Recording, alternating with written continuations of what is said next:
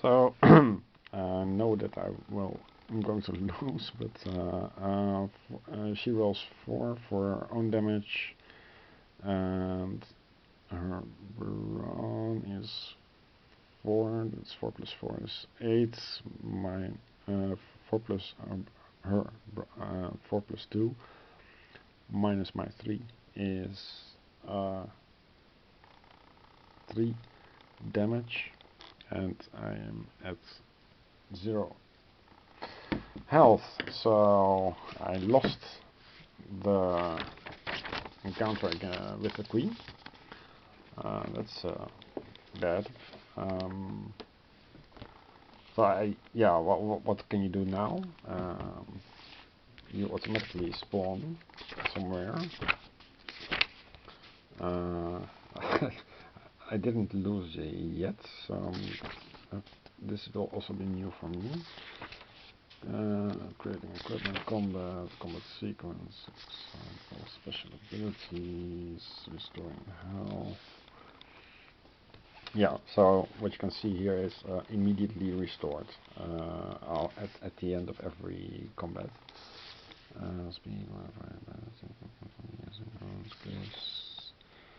Death is not the end. There we go. When your hero dies, their adventure isn't over. Simply make a note of the entry number where you died and then return to the quest map. Your health is immediately restored back to full. However, any consumable items that were used in the combat, such as potions and elixirs, are gone forever. You can now do the following. Return to the entry number where you died and try it again. Explore a different location on the map, such as a town or another quest. You can return to the entry number where you died anytime you wish. If you are having difficulty with a particular combat, then try a different quest or purchase some helpful potions or items from a local vendor. In some quests, when your hero is defeated, there are special rules to follow. You will be given an entry number to turn to where you can read on to see what happens to your hero. So apparently we were not beefed up sufficiently. I make a note that I died at Queen Bellona. That is 307. And the name of the quests, I'll have to look it up. Let's see how many times died or something. Here. Died. 307. So it seems that well, speed is very, very important. I think you should never sacrifice speed. So I'm going to do another quest and try to find items that increase my speed. Because otherwise it will be just as hopeless, because and I also don't have the explosives anymore, so I need to hit harder. I need to level up. So yeah, that is let's see.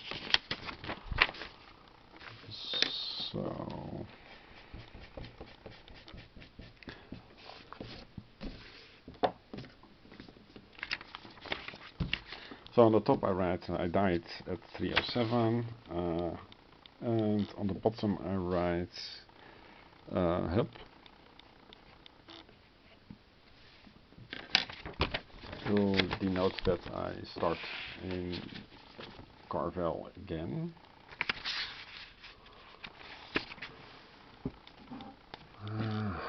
So what did we see so far? We did an easy quest and we did an average quest. And the easy quest was very easy, and the average quest was, well, we died. So we can look for other easy quests. The 14 is an easy quest.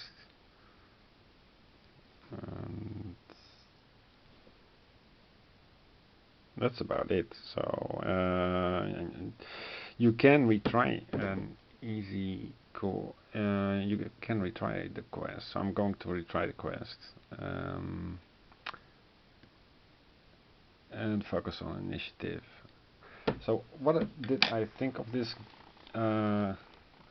this book? Well, it's certainly full of surprises. You get plenty of choice. First of all, in the freedom where to go, but the freedom is more or less guided by when you start out. You do the easy things first, of course, then the harder things.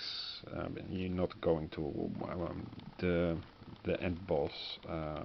What we can do, you can go for the end boss, but then I don't think you're going to. You're only going to spoil the surprise. So it's a sort of freedom, but yeah, in practice it is more or less linear. There is choice in going left or right. There is choice in after defeating combat. There's choice in what to take from the loot. There is some nice trade-off. Not all loot is better than the loot that you had. You can prefer certain attributes, and in my case I put my points in. Well, I chose the items that gave me the most magic. You don't need to. You can go either for brawn or magic. There are two main paths. Either you focus on maximizing the brawn, or you focus on maximizing the magic. You don't need to focus on both so far. There may be some kind of challenges ahead where you have to have a certain magic level or a certain brawn level to break a door or something. But so far I haven't seen them. But it would be nice to encounter such a thing. You can play this on yeah, pretty much any surface. You do want to make photocopies of the hero sheet. But I really like the atmosphere. It's snappy text. It paints with a few words, nice picture. It doesn't lend itself so well to reading ahead or reading aloud. It's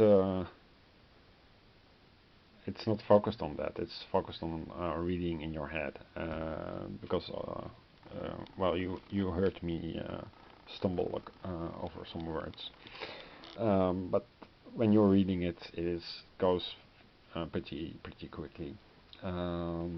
I can also show slide preview of let's say something scary. 144. What does 144 say? So, legendary monster, the Black Shock. Defendants stretch as far as the eye can see, bright pools shining like molten gold in the afternoon sunlight. Some might consider it a picturesque scene, worthy of a painting, but not the poor traveler forced to wade through it, cold and soaked to the skin, assaulted by an endless array of buzzing black flies. You swipe them away, desperately scanning the distant hills for some sign of habitation. It seems the map you were given has led you astray. You drag it out of your pocket, picking the wet ends apart to peel it open. The The inn is clearly marked, only a short walk from the track you are following. But that track has quickly turned into a forest, which in turn has led you to this foul-smelling, fetid marsh. You are about to turn back when you glimpse a bright light on the horizon. For a second you consider it might be another lost traveler. But that hope is swiftly quashed. The light is moving towards you at an incredible speed, flickering and smoking as it leaps from bank to bank. There is a black shape at its center, a four-legged animal, wreathed in flame. You fumble for your weapons as the beast closes in, a giant hound, covered in midnight black fur. Around its shoulders and forelegs fire flickers from cracks in its skin, hissing and spitting as the beast's powerful claws splash through the muddy pools. There is no chance of outrunning this fearsome predator. It is time to fight. So you are facing immediately a hellhound, which has a speed of 4. So that's a problem because we have a speed of 1. So you need yeah, the game practically forces you to invest in speed. Brawn of 7, so it hits really hard. It has an armor of 3, which is more or less your armor, and it has a health of 50. So it's a pretty powerful beast in itself, but also it has backdraft and enraged. So the backdraft is each time your damage score damage dice inflicts health damage on the hellhound, you must take 3 damage, ignoring armor from the flames that surround its body. That was backdraft. Enraged, if the hellhound is still alive at the start of the 5th combat round, it goes into a savage frenzy, raising its speed and brawn by 1 for the remainder of the combat. So it's getting more deadly the longer you take, but you with a health of 50 you have to hit really hard.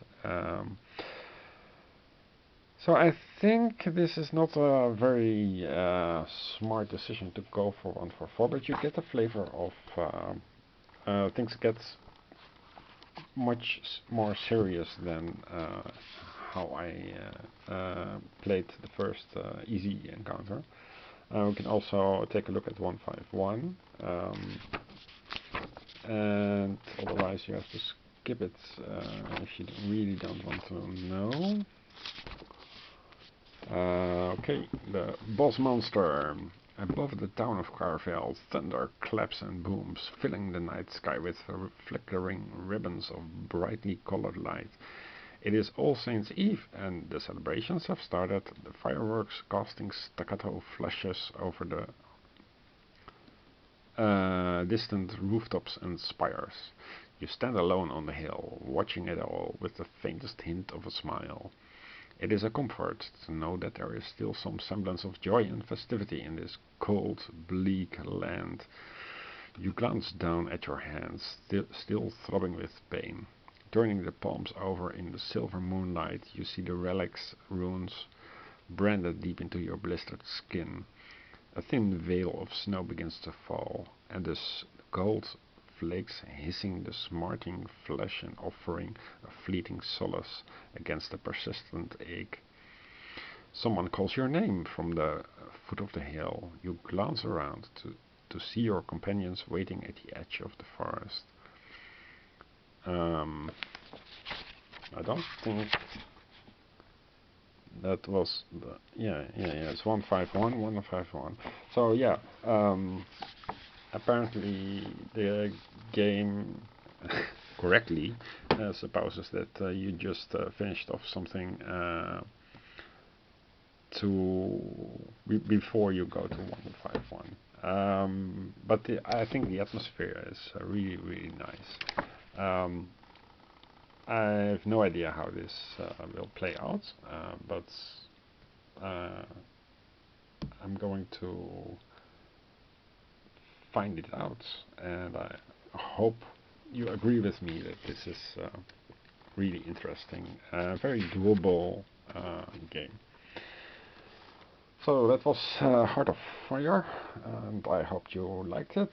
And if you did, I can read some other text from another book, do some other choices, or not. Okay, bye.